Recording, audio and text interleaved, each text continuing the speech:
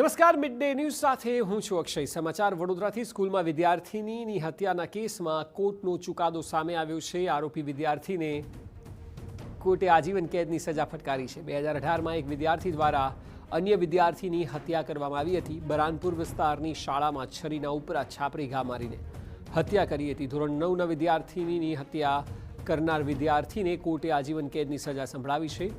વર્ગ શિક્ષકે ઠપકો આપતા સ્કૂલમાં રજા પડાવવાના ઈરાદે છરીના ઘા મારી હત્યા કરી હતી.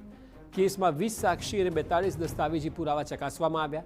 જુવેનાઇલ જસ્ટિસ બોર્ડે સગીર સામે પુખ્ત તરીકે કેસ ચલાવવા જણાવ્યું હતું.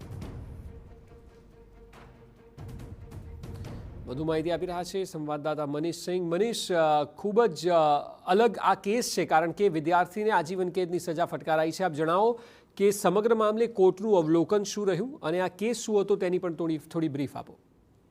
જી, આ કેસ 2018નો છે. જ્યારે 2018ની અંદર શ્રી ભારતી સ્કૂલ બરાનપુરાની અંદર જે શ્રી ભારતી સ્કૂલ છે એની અંદર આ બનાવ બન્યો હતો અને એના પછી લગાતાર આ ટ્રાયલ ઉપર આ કેસ ચાલતો હતો. પણ આ ઐતિહાસિક ફેસલો વડોદરા કોર્ટ દ્વારા લેવામાં આવ્યો છે કે જુવેનાઇલને ઉંમર કેદની જે છે ફટકારવામાં આવ્યું છે, આજીવન કારાવાસની ફટકારવામાં આવ્યું છે. અને હાલ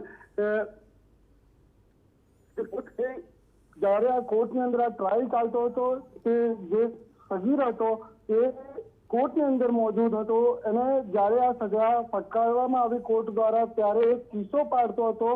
એ પણ વાતો નીકળીને સૌથી સામે આવી છે કે જ્યારે આ સજા ફટકારવામાં આવ્યો ત્યારે એ વિદ્યાર્થી આગળ કિસ્સો પાડતો હતો.